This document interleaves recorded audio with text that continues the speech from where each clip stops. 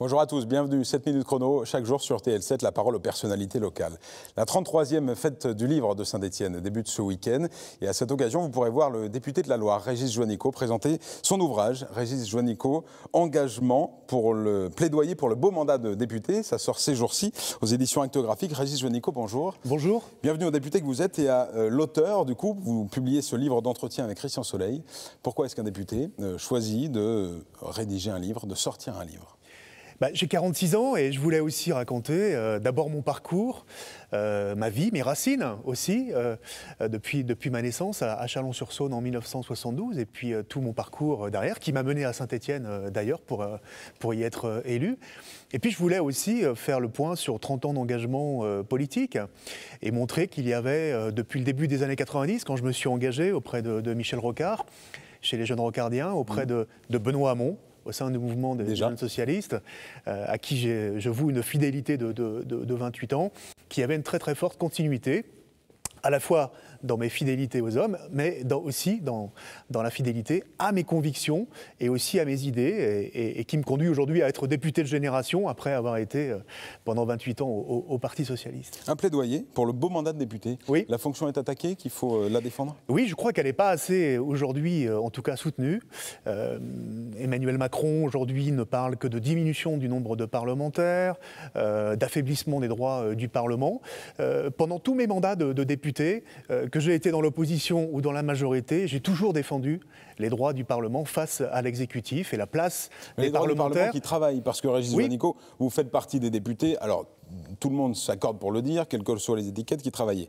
Est-ce que le fait que la fonction de député ait été dévalorisée, ça n'est pas parce que, aussi, certains députés ne font pas le job pour parler? Non, parce qu'on en montre que, je dirais, des aspects qui ne sont pas aujourd'hui, à mon avis, au cœur du travail parlementaire. Les questions au gouvernement, c'est la vitrine, de théâtre, où les questions et les réponses sont convenues, sont connues d'avance.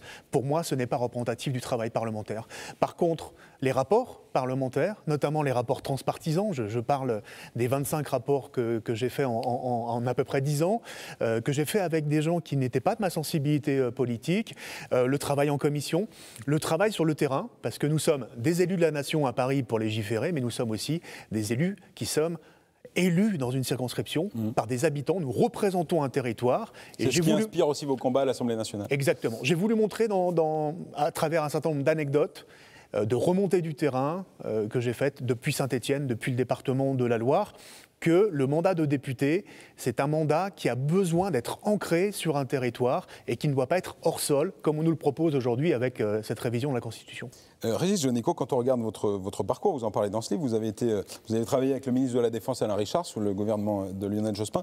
On se dit, mais pourquoi Régis Juanico n'a-t-il jamais été ministre ? Ah, ça a failli, je le raconte. C'est un manque aujourd'hui ou c'est pas un manque. Ça n'est pas terminé, votre carrière n'est pas terminée. C'est pas un manque, parce que je suis aujourd'hui vraiment pleinement investi dans le fait de défendre justement le mandat de parlementaire et dans mon travail parlementaire. Donc je m'épanouis complètement en tant que député. J'ai failli devenir ministre. Ça s'est joué à pas grand-chose entre Thierry Braillard et moi dans le remaniement qui a été fait en 2015. Au sport. Hein. Et d'ailleurs Thierry Braillard l'a reconnu en disant que ça s'était joué entre lui et moi, mais que lui était au Parti radical de gauche. Et moi, étant au Parti socialiste, à l'époque, il y avait un problème de représentation, de sensibilité. Ça ne me manque pas, parce qu'aujourd'hui, sur les questions sportives, très clairement, j'apparais comme étant... vous êtes hyper légitime. Une personne référente. Des Jeux Olympiques, etc. Tout le monde reconnaît mon expérience, tout le monde reconnaît ma connaissance des dossiers sur les questions de sport. Donc, de toute façon, je suis consulté comme un ministre. OK. Et vous pourriez être appelé aujourd'hui, est-ce que vous pourriez travailler, par exemple, avec un Emmanuel Macron ? En tout cas, je connais la réponse que je lui donnerai. Est-ce que vous travaillez avec des députés En Marche sur certaines Certainement commissions ? pas. Et j'ai trop souffert de voir des copains avec qui j'étais d'ailleurs élu en 2007 et nous étions parmi les benjamins de l'Assemblée nationale. Je pense à Olivier Dussopt, rejoindre le gouvernement. Oui. Et pour moi, trahir quelque part ce qu'étaient leurs convictions et leur engagement de départ qui étaient les mêmes que les miens. Alors, vous revenez sur votre enfance, donc vous êtes né en 1972. La bande des Géraniums, vous dirigez la bande des Géraniums, c'est le nom du lotissement dans lequel vous habitiez à Châlons.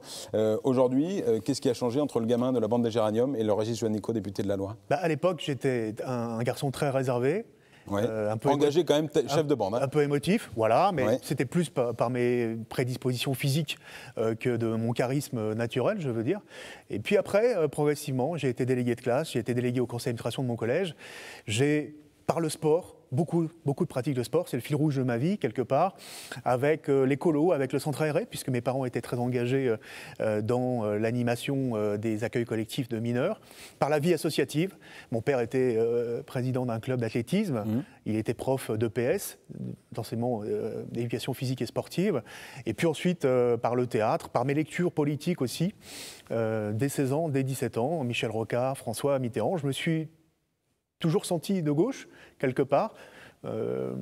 C'était pas évident parce que j'étais d'un milieu et d'une famille, on ne peut pas qualifier de gauche. Hormis vos parents, c'était plutôt à droite, hein, c'est ça? Plutôt pied noir d'Algérie, donc vous voyez un peu quand même les repas de famille, c'est toujours très agité avec eux. Mais mes parents, eux, étaient de gauche.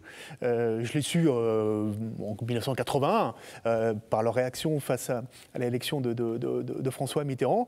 Mais voilà, mais c'est surtout au lycée que je me suis affirmé avec quelque chose d'assez exceptionnel, c'est que à l'époque, on n'avait pas Facebook ou Twitter, mais à l'époque, j'écrivais des courriers des lecteurs dans le quotidien de l'île de la Réunion, où j'étais avec mes parents pour défendre Michel Rocard, pour m'insurger contre les affaires de certains élus locaux. Je vais vous poser une question, Régis Juanico, il nous reste 50 secondes, ce sera la dernière.